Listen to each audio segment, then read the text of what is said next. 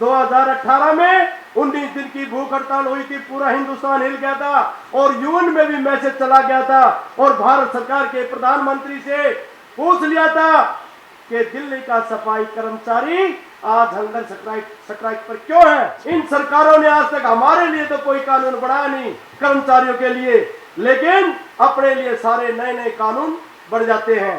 जो लूट ले कहार खुद दुल्हन की पाल की, हालत यही आज मेरे वाल्मीकि समाज की।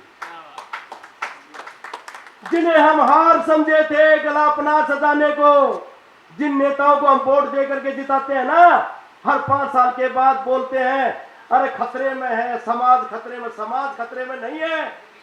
जो नेता जीत कर जाते हैं उनका बेईमाना खतरे में, उनका स्वार्थीपन खतरे में है।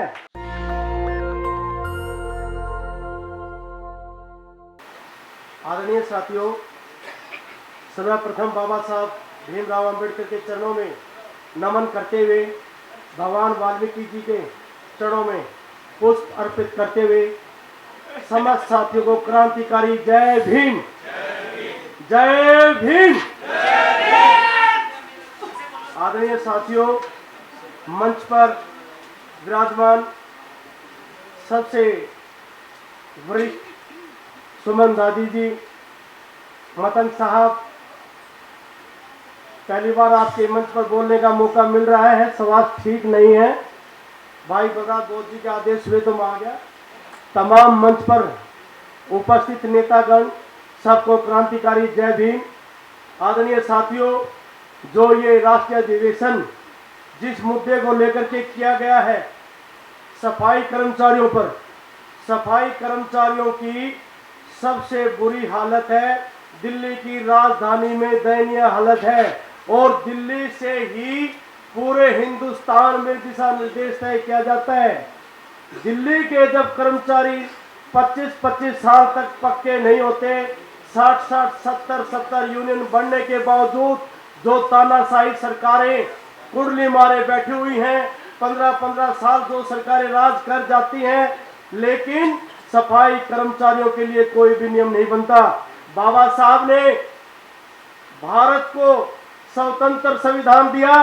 उस संविधान में कहीं भी किसी भी पृष्ठ पर यह नहीं लिखा केवल सफाई कर्मचारी जाति और वाल्मीकि समाज के सफाई कर्मचारियों को 25-25 साल तक अनियमित किया जाए। आदरणीय हमारे संतलाल चावरिया जी यहाँ बैठे हुए हैं, दिल्ली नगर निगम समस्त यूनियन कोर कमेटी के अध्यक्ष हैं और मैं दिल्ली नगर निगम समस्त यूनियन कोर कमेटी का वाइस प्रेसिडेंट होने के नाते और मुझे बोलने का जो मौका दिया, मैं इनका बहुत बहुत धन्यवाद करता हूं, जिन्होंने मंच संचालन किया, और बलराज बोध जी का भी और मंच पर बैठे हुए मुख्य अतिथियों का भी। आदरणीय साथियों, हमारी यूनियन ने रोज रोज हर महीने धरने और प्रदर्शन पर उतारू हैं। इनको मजबूर किया जाता है, शौक नहीं है रोज रोज रोड पर आने का। आज माननीय उच्चतम न्यायालय के आदेशानुसार 7 तारीख से पहले वेतन मिल जाना चाहिए, उसकी भी अवहेलना वर्तमान दिल्ली सरकार, केंद्र सरकार और पूर्व में भी जो सरकारें थी उनके द्वारा किया गया है। वाल्मीकि समाज के जो सफाई कर्मचारी हैं, ये एक सोची समझी रणनीति है सरकारों की। अच्छा खा नहीं पी सके, अच्छी चिकित्सा शिक्षा और चिकित्सा प्राप्त ना करें, ये इनकी मोनोपोली है। कोविड-19 के तहत जब शहर सो करके उठता था और बड़े बड़े अधिकारी अपने घरों में कैद थे चाक चौबंद सुरक्षा के बीच में, उस दौरान के या तो सफाई कर्मचारी नजर आता था सड़क पर, या दिल्ली पुलिस का जवान नजर आता था, या डॉक्टर नजर आता था। और उन्हीं सफाई कर्मचारियों के साथ 57 सफाई कर्मचारी दिल्ली में कोरोना महामारी के दौरान शहीद हुए और वर्तमान सरकार ने 1 करोड़ रुपया देने की घोषणा की थी, जो उससे वंचित किया गया। 50 लाख रुपए एक सरकारी नौकरी केंद्र सरकार ने भी देने की घोषणा की थी, उससे भी सफाई कर्मचारियों को वंचित किया गया। और उसके उपरांत दिल्ली नगर निगम के अंदर 10 लाख और एक सरकारी नौकरी देने की घोषणा की थी, उससे भी वंचित किया गया। हमारे नेताओं को बार बार झूठे आश्वासन देकर के धरने और प्रदर्शन समाप्त करवा दिए जाते हैं। 2018 में 19 दिन की भूख हड़ताल हुई थी, पूरा हिंदुस्तान हिल गया था और यूएन में भी मैसेज चला गया था और भारत सरकार के प्रधानमंत्री से पूछ लिया था कि दिल्ली का सफाई कर्मचारी आज हंगर स्ट्राइक पर क्यों है। लेकिन कुछ समाज के ठेकेदार और कुछ यूनियन के स्वार्थी नेताओं ने 19 दिन की भूख हड़ताल को दमन कर दिया, दफन कर दिया। आज त्राही त्राही कर रहे हैं। जो कर्मचारी 25-25 साल तक बैठे हुए हैं उनको कोई आशा और उम्मीद की किरण नजर नहीं आती। कुछ कर्मचारी दिल्ली के अंदर 27-27 साल तक कच्चे कर्मचारी के रूप में नौकरी करके सेवानिवृत्त हो गए। ये भी एक बड़ी शर्म की बात है। और मैं आदरणीय बामसेन एवं यूनिटी ऑफ मूल निवासी अति पिछड़ी अनुसूचित जाति जागृति महासंघ से जिन्होंने आज दिल्ली में प्रथम बार जो अधिवेशन किया है, मुझे आशा इन्हें पूर्ण विश्वास है, मैं सभी नेताओं में विश्वास करता हूं, आप इस आवाज को उठाएं। दिल्ली के कर्मचारी आपके साथ कंधे से कंधा मिला करके चलेंगे, क्योंकि दिल्ली के सफाई कर्मचारियों का विश्वास यूनियन के नेताओं ने नहीं तोड़ा है।